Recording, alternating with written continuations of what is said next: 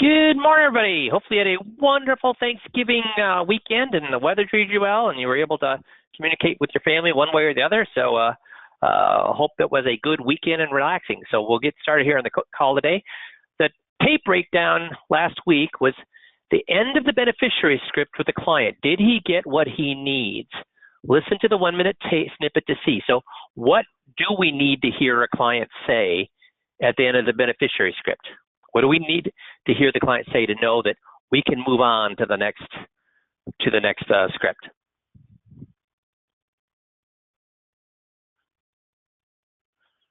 My guy is screwing me, but yeah, that's right, Kevin. But how or what? What are we looking for there? Because this is not. We're kind of dancing around the edges on the beneficiary. Remember, this is the first time. The titling the beneficiary, we don't go straight for the jugular here. The beneficiary is the first time we kind of point. That's right. So now I'm getting some right. The only thing he worries about is what? The things he makes money on. The things that he doesn't make money on, he could care less. So he didn't purposely forget the beneficiaries. He just, you know what? If he makes money on it, he's going to pay attention to it. If he doesn't make money on it, he's not going to pay attention to it, whether it hurts the client or not. See, remember, the beneficiary, we don't say he's screwing us. We're just saying because why do advisors make mistakes? Either they didn't know, they didn't care, or they did it on purpose. And which one of those is the worst? Which one of those? Didn't know, didn't care, did it on purpose. Yeah, on purpose is the worst. So are we going to start with on purpose? Is that what we're going to start with? Is go right for the jugular and say, look at all these things he's doing on purpose? No, we're going to start with what? He didn't know. So the things that he didn't know were what? Survivor's Guide, Power of Attorney, Umbrella. See, those are all those non-financial things. Those are things he didn't know. And then we have them say, yeah, but you know what? He should know. But how many people are going to leave their current advisor because of those 7 non-financial things? Nobody, or very few. All we're doing is softening them up because they're thinking, well, geez, if he should have known those things. And if that's the case, we've softened them up, kind of like meat tenderizer, right? So, the more you beat that steak, the more tender it's going to be. Well, those non-financial things are things that he should have known, but he didn't. But how many people will forgive egregious mistakes about things their advisor didn't know? How many people will forgive their advisor from egregious mistakes? Most. Yeah, that's right, Tom. Most. So now, after we've done those 7 non-financial things, the first shift towards the advisor is kind of pointing the finger at the advisor. Because remember, do we point the finger at the advisor during those non-financial things? No, we say, what kind of advisor would I be? We let them connect the dots that, wait a minute, you're not my advisor. My advisor is my advisor, and he's not doing these things. We let them connect those dots. We're not going to point at all. That's why we do so many of those. Now, if we do with the beneficiary, though, we said didn't know, didn't care, did on purpose. So which one of those, didn't know, didn't care, did on purpose, is beneficiary? Didn't know, didn't care, did on purpose. Which one? Care, that's right. Did not care. So see how the first 7 things are didn't know. Then we do hey, he didn't care because he doesn't make money on it with the beneficiary. Then with titling, we have the client blame their advisor or the company with titling. Their advisor or the company? Which one? Why does Merrill Lynch allow you to park the money there? See, we're not saying, why did your advisor allow you to park the money there? No, we're saying, why did Merrill Lynch? So you see, when we then shift from didn't care to we did it on purpose, we have them say the company first, and then, that's right, Mark, and then now we've got 7 non-financial things. Number 8, you didn't care. Number 9, is the company screwing us? And then number 10, we get into what? Number 10, Now we've set we've tenderized that stake enough that we can then start having the client point the finger directly where? That's right, to my advisor is screwing me. Do you see how the whole thing is set up? The whole 29-point check is set up to do that way? Coolio. So go back and listen to that. The U.S. economy is about to shrink, J.P. Morgan reports. I read two other articles this weekend that I didn't put in here. Most economists think that the economy is going to not have a robust recovery, but shrink over the next two quarters. Why? On Friday, this is last Friday, 2 Fridays ago, J.P. Morgan became the first Wall Street bank, and now two more since then. So in the last week, we've had three major entities say that the GDP will turn negative by early next year as Americans wait for vaccines to get distributed. This winter will be grim, economists wrote in the client note, and we believe the economy will contract again. And again, these companies, these Wall Street banks, do they want their clients to panic, to think that there's bad things happening? Or invariably, they paint rosy pictures. So if they're painting bad pictures, guess what? If they go to, because they never do this, so if they're painting bad pictures, guess what? It's going to be bad. After blockbuster growth this summer, the economy is rapidly losing momentum. The third quarter brought a record 33 annualized growth, but remember, that's because it shrank so much, right? So how hard is it to, if your strength goes to zero, how hard is it to get your strength up to 1%? Then when your strength is at 99%, that's hard to get it up that extra amount. So the fact is we had that great growth, not because we had great growth, but because we shrank so bad to begin with. But now JP Morgan expects GDP to slow to 2.8. Guys, going from 33% to 2.8, is that a lot or a little? That's a big shrink. Then shrink by 1%. Now, the other two entities are saying that we're going to shrink by a hell of a lot more than 1%, because what happens after Christmas is going to kick the economy in the nuts if we don't do something. What happens after Christmas? What kind of bills? Not Christmas bills. What's happening? Not taxes. I mean, those things happen. Bills happen. That's right. Mortgage, very good, Mark. Mortgage and rent. Guess what happens to those protection to all those people?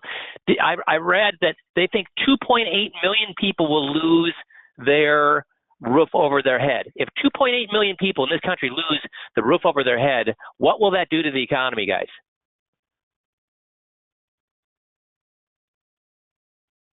What will that do to consumer confidence? I mean, will that show up on the news? If 2.8 million people lose the roof over their head, what's that going to do to the news? So Congress has failed the country, said David Kotak, the Chief Executive Cumberland Advisor. Ian Shepardson, Chief Economist, Pantheon Macroeconomics, slammed Congress for an appalling dereliction of duty.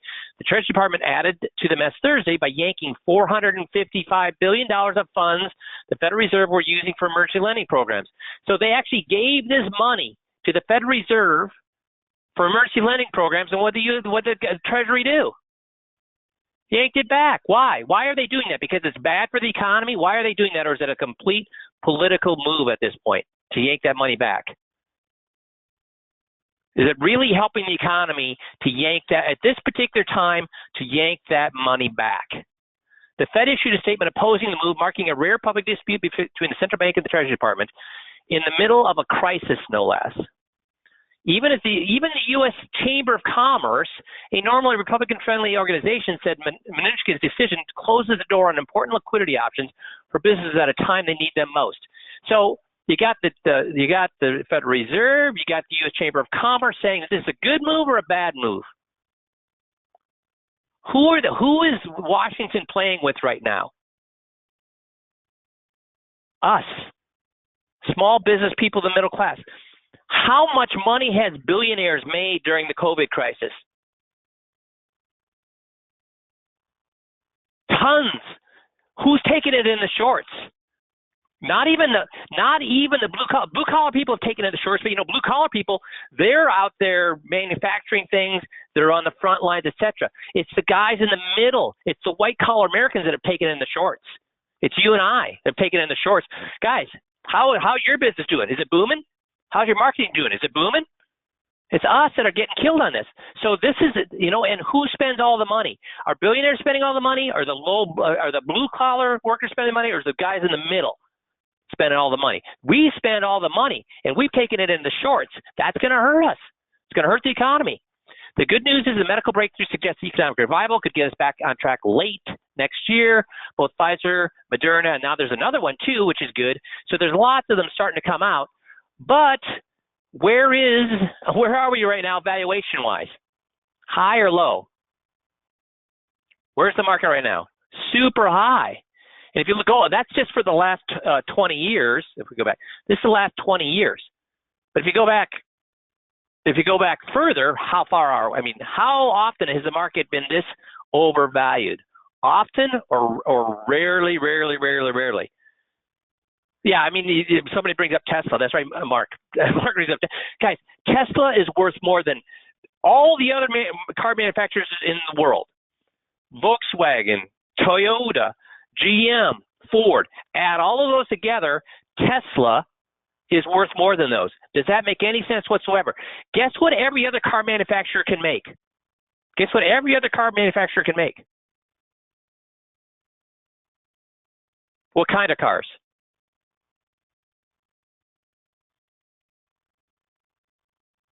That's right. They can make electric cars. And now that they've seen the success of Tesla, guess what every other manufacturer is going to be, and not only is, but are going to do, but is doing right now. There's a huge movement towards electric cars. So how long does Tesla own that marketplace? Not long. So still, there are growing signs the worsening spread of COVID is hitting the U.S. economy.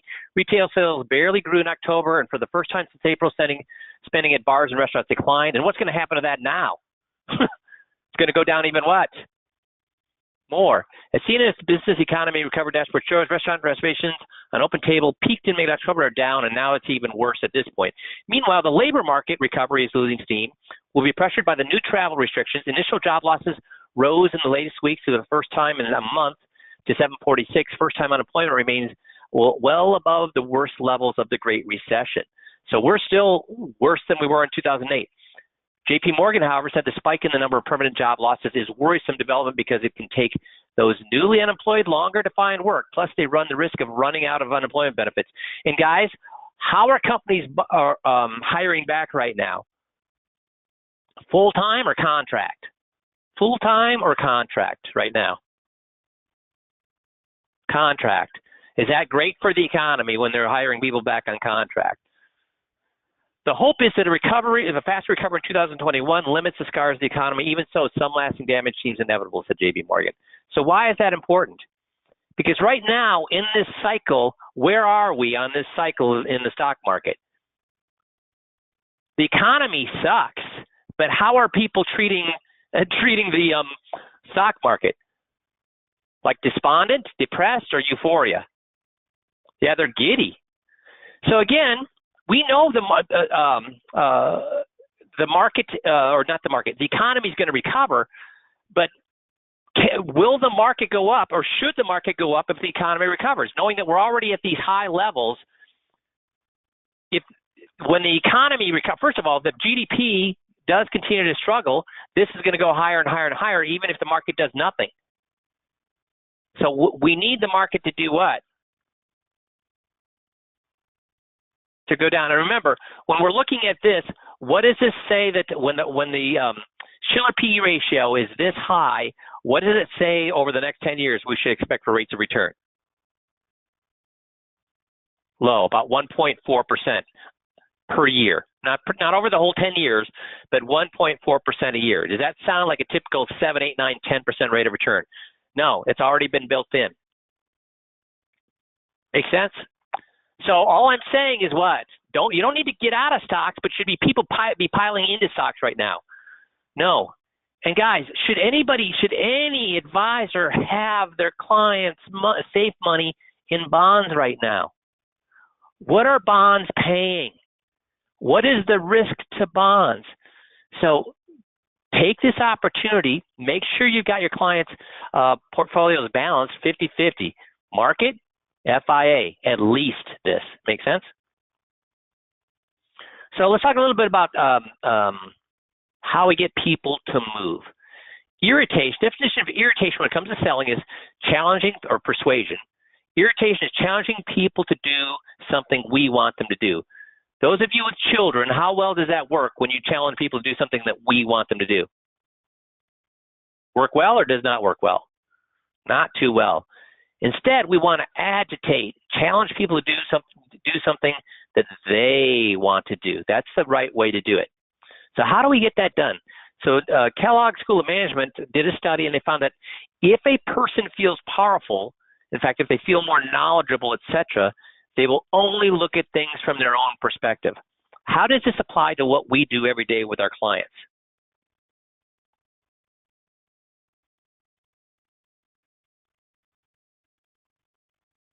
You see, are we having a problem with my screen right now? Nope, it looks good. Okay, so John, it has to be on your end. So if a person feels, so that's right. Let's see. Well, we need to empower, but how does this affect what we do? Guys, on your block, how many financial experts, how many stock experts do you have on your block right now? If you went out to the bottom of your driveway, looked up the street to the left, up the street to the right, you know, there's every time I'm walking the dog and I stop to talk to a neighbor, guess what that neighbor's talking about? Not every time, but guess what comes up so often? Yeah, the stock market. And they think they're what? Geniuses. So the fact is then, do they feel like they're knowledgeable? No. Here's the problem. They feel like they're knowledgeable because they have a ton of information. Does a ton of information make you knowledgeable? No, but it does not matter. If they perceive they're knowledgeable, then in their minds, they're what? Knowledgeable. So that means they're going to only look at things from whose perspective? Yours or their own? Their own. So what we need to know is this. If a person feels low power, the other person may know something I don't know. And so if I feel I'm not as knowledgeable as the other person, it leads me to view things through the other person's eyes. So UC Berkeley says we should start every encounter with the assumption that you are in the position of lower power. So do I encourage you with 5Q to approach it as if you're the king of knowledge and the king of investing? Or do I encourage you to approach it from the fact that the client is the king of knowledge and the king of investing? Which way? The client, that's right.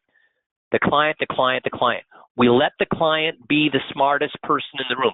Now, we facilitate that. We ask questions so they can draw the right conclusions, but we're not going to tell, we're not going to sell, we're not going to preach, we're not going to teach. We're going to let them discover it for themselves, because the person who believes they're extremely knowledgeable, who believes they're an expert, who's the only person they're going to believe? Who's the only person they're going to believe? Themselves.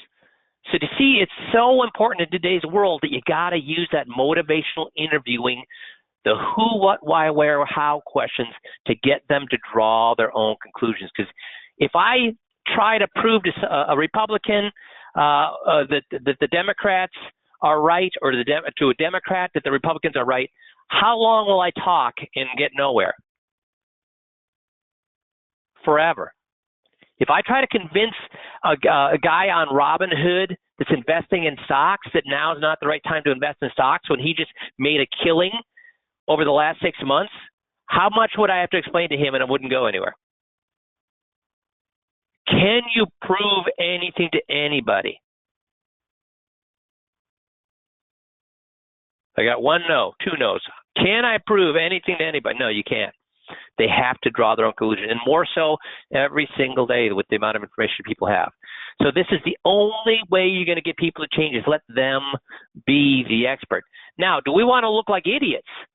No, we want them to understand we're an expert, but us saying that we're an expert, us driving an expensive car, us wearing a nice suit, us showing our business card with a whole bunch of letters behind it, does that tell them that you're an expert? Do they believe, does a baby boomer or a millennial believe any of that stuff? No. So how do we show that we're an expert? We demonstrate. We don't say it, we demonstrate it. So what are some ways we can demonstrate we're an expert? One is we can learn to write upside down. Guys, how many of you can write upside down? When I was making $1 million a year, very few people said, Mike, you're an investment genius. Wow, I love the investments you're giving us. Wow, you know a lot about finances. You know what everybody said? Holy cow, you can write upside down. What does writing upside down have to do with being an expert? It shows that you're what? You've been doing this for how long? A long time.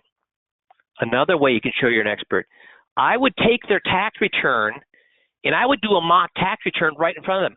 I could, within, do a calculation based on their dividends, their interest, etc., do a Social Security calculation. I could do all of that within about 5 minutes in front of them. So I didn't do it for the 21-point checklist. I did it when I was gathering the data.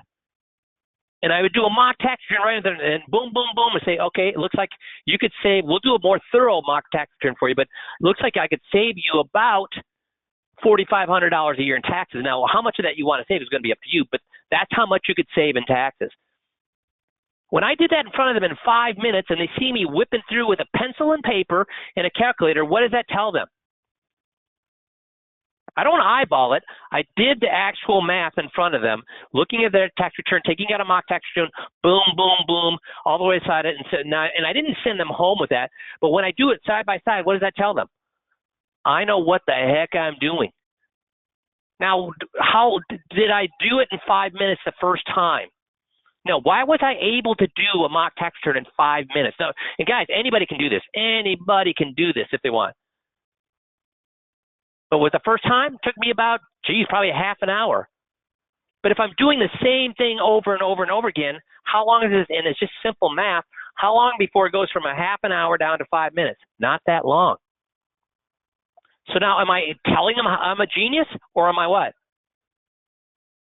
See, I'm not bragging. When I write upside down, am I bragging? Nope. When I do a mock tax return right in front of them in 5 minutes, am I bragging? Nope. What's another way you can show you're an expert? One way is to do math in your head right in front of them. So just some simple, and you can find a whole bunch of these things on the internet, but I just want to show you a few of these things. So how can I multiply 2 digits by 11? 25 times 11. Well, what I do is I take the 2 and the 5, so 2 plus 5 from the 25 equals 7, and I pop it right in the middle. So 2511 is 275. What would a client think if you had a number, if you were able to do that right in your head? What's the client going to think? What's the client going to think? Doubling. If I want to double a number quick, I take the hundreds and a double, the middle and a double, and the end and a double, and then you just add them up in your head. It's a lot faster. If I want to multiply by 9, 23 times 9. So all I do is do 23 times 10, which is 230, and then I take the 23 and subtract it from that, 207. So what would your client think if you could do that in about 4 seconds in your head? Subtracting, to get two numbers that are subtracted, an easier way to do that in your head is to say what plus, because our brain doesn't subtract nearly as well as it adds. For some reason, that's the case. So instead of going backwards like that, all you need to do is go 327 plus what would equal 334, that'd be 7. See that? So there's a whole bunch of these little tricks that if you just Google it, or there's books on it, the little mental tricks that you can do to do math very quickly in your head. So don't tell people you're a genius. Demonstrate that you're a genius. Does that make sense? So the last thing I want to cover today is we're in a time, because the next topic is extremely important, and you can both help your client, help their family, and help yourself. So that's a win-win-win. And that is right now, around the holidays, right now with COVID, where people feel isolated, guess what's happening to those scams? Going up or going down? Going up. And do scams only work on stupid people? Do you remember here, it was about 2 years ago, I think, where the head of the CIA fell victim to a fishing expedition? So smart people can be fooled, and you need somebody who's not emotionally involved to help them with that. So here's some stats on that. This is the median individual monetary loss reported by age. So you can see everybody can fall victim, but as we get older, what happens to that amount? 20 to 30, 30 to 40, 40 to 50 really hasn't changed, but by 60 it starts to what? And then by 80 plus, how much money can they lose? A lot. So, how could you, well, we'll talk about that here in a second. We're going to talk about how can you help your clients, your family, and yourself. We'll talk about that in a second. Now, the aggregate frequently reported loss. So, the biggest loss is romance scams, and I think we here about a year ago, Missy and I talked about a very smart woman we had that lost hundreds of thousands of dollars to a romance scam and her house to a romance scam. She worked for a financial advisor who told her, don't do this. This is a scam. Her bank told her, don't do it. This is a scam. Guess what she did anyways? Because she was lonely, a smart woman, but she was lonely. And this guy treated her like what? Gold. So she ended up losing well over $300,000 to this guy. It ended up, so she had a perfect retirement, paid out home, and now has to live in an apartment basically on Social Security. And she's not stupid. She had her boss, who's a financial advisor, her bank, and everybody else telling her, don't do this. So that romance scam is a bad one. Prize sweepstakes lottery. You won the prize, blah, blah, blah. We know how these work. Government imposter, $50 million, which was, it's the tax, it's the IRS, and if you don't send us, blah, blah, blah, we're going to get you. It's Social Security. If you don't do blah, blah, blah, we're going to get you. And then tech support scams where they call up, say, yeah, I'm like Microsoft tech support. Seems like you got some problems. Can I go ahead and get into your computer and help you out with that? Blah, blah, blah.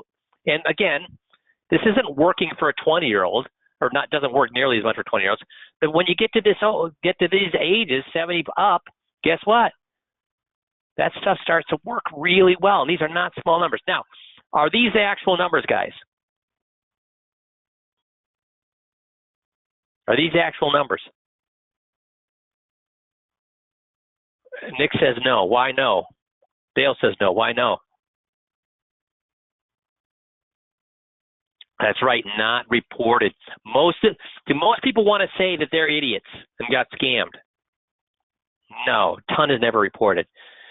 So who's the perpetrator generally? Well, if we go down this list, it looks like 14% of the time it's a phone scam.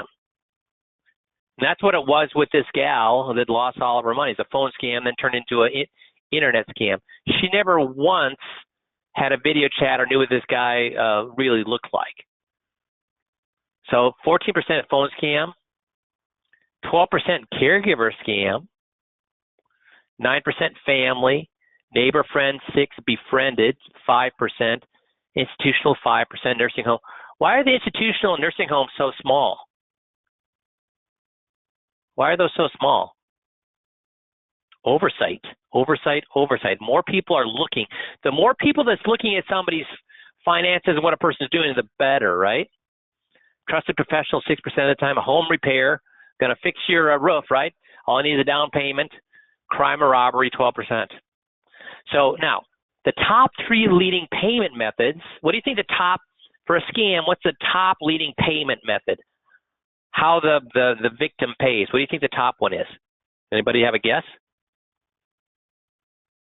You guys are great. Credit cards, 29%. Gift cards, 23%. Wiring, 15%. But that's, so 29% of them occur with credit card, 23% with gift card, 15% with wire transfer, and then the rest is down here. But, and this is a big but, where do you think the biggest amounts of money, not the number of times, but the biggest amount of money occurs? With wire transfer. So what should you tell all of your clients to tell all of their parents? What should you tell all of your clients to tell all of their parents? Never, ever, ever, ever, ever wire your money unless how many people are looking over the shoulder. And does that apply to you and me? Anybody bought a house lately? Anybody buy a house lately? Yeas or nays? Okay, when you're financing those houses, what does the bank tell you over and over and over? Because I refinanced here about a year ago. Yes, they make you double and triple and quadruple check your wire transfer because there's so much wire transfer scamming going on right now. So even though wire transfer is the smallest amount, it accounts for the most money. 42 million in credit cards, 29 million in gift cards. This is the biggie right here. If somebody wants you to transfer, you know, the nice thing about credit cards, you can get that what? If it's caught soon enough, you can get that what? Reversed. But boy, once wire transfer is gone, what happens to that? Gonzo. And again, this is just the tip of the iceberg. This is only the people who are reporting, and they feel that's only like, depending on who you listen to, only 10 to 20% of this stuff is being reported. So if you multiply those numbers by, you know, by 1,000%, that's what you're looking at probably. So who can you help? Obviously, you can help your clients and their parents. Now, why can you help their clients and their parents? What use could you be to clients and parents? So, has any of you ever tried to tell a relative, an aging relative, that they should stop driving and take their keys? Is that a fun thing, Nick? Tom, is that a fun thing? No. Because what do they tell you? That's what they tell you. Have you ever tried to give an aging relative advice? Are they receptive generally? No, they're not receptive at all. So what could you provide to your client then? What could you provide to your client? Well, info, yes, but that's not, if they take that, Tom's got it, third-party advice. See, are they more likely to take, they may not take it, like we just said. People only believe something if it's their idea. Now, do you guys have skills that could actually help an elderly person make it think that it's their idea to avoid scams? Yes, you have motivational interviewing, the who, what, where, why, when, how questions. You can help them. And are they more likely to believe a third party or their own? It's odd, it's wrong, but are they more likely to believe a banker or a financial advisor, or are they more likely to believe their son or daughter? They're more likely to believe a third party. That's what you can provide to them. And see, here's the thing. Parents are discussing these things with their kids. 65% of them are discussing saving. 49% are discussing budgeting. 28% talk about how to manage credit card debt. 27% establishing a good credit score. 24% filing taxes. 20% investing. 14% managing student loans. 13% preparing for retirement. 11% applying for and managing home loans. Guys, are parents preparing their children financially for life? Based on this, no. But here's the thing. What do you think the percentages are for kids talking to elderly parents about anything financial? Higher than this or even lower than this? Even lower. See, so what you can offer to them is doing a joint conference with their parents. Or you can offer them books or guides that they can give to the parents, a third-party resource. Or you could offer to do a family workshop or a webinar for them, 2 or 3 of your clients with their parents. So it wouldn't look like you're just hammering that parent. It would look like it's just general information out there for everybody, less in their face, more informational. Or you can just give your clients gentle reminders of the need to talk to their parents about these things. So when you do this, how will that benefit you?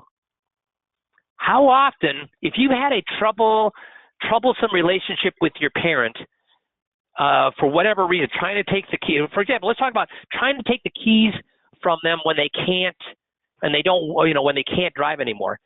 Do you share that frustration with friends and neighbors or relatives? Yes. So if you were a resource that actually helped a client help their elderly relative, whether it be with taking the keys away or avoiding a scam or being willing to have somebody else look over their shoulder for their finances, all of those things, will people say, you know what I did? My mom and dad wouldn't even talk to me. I brought in my financial advisor. Whoa, he does that? Yeah, he does that. It's a good way you provide value, and when you provide unbelievable value, guess what people do? They talk. They talk. And who do you think all that money is going to go to when they pass away? Their current advisor or you? Yeah, it's going to go to the kids. And if it goes to kids, guess what it's going to go to? It's going to go to you. Does that make sense? So make sure you're talking about these things, scams, the benefits of having third parties talk to parents about estate planning, about having somebody look over their shoulder, somebody who's got a name that they can call, or a name that a financial advisor can call if they think their client is being taken advantage of, whether it's a son or whatever it may be. You can say, I think your mom's being taken advantage of. I mean, those are the types of things that you can provide for your client. And again, does that sound to your client now like you're begging for money? Give me more money. Let's talk about investments. See, because we've talked about this. If you go on a date with a girl and the only thing you talk about is sex, she knows the only thing you want is sex. If the only thing you talk about with your clients is money, they know you don't really care about them. You only care about their money. If you provide value offerings like this, what does that tell them about you? Will they ever leave you? No. If they have more money, they're going to give it to you. How are they going to talk about you to their children? If something happens to me, you got to continue to work with Mike. That's what they're going to say. Those are the kinds of things that they say. Because you do these things, and I did these things for my clients. When my clients died, I think their kids called me before they called the mortuary, because their parents said, if something happens, you call Mike. If something happens, you call Mike. Because I made it an option for my clients to give me copies of all of those non-financial things. So they knew that if they died or something happened to them, that instead of the kids running around trying to find all these things, they call me, boom, I was able to help them instantly. So remember, guys, with your clients, it's the non-financial things that are going to get you referrals. Does that make sense? Super. You guys have a wonderful rest of the week, and we'll talk to you all next Monday. Thanks, everybody.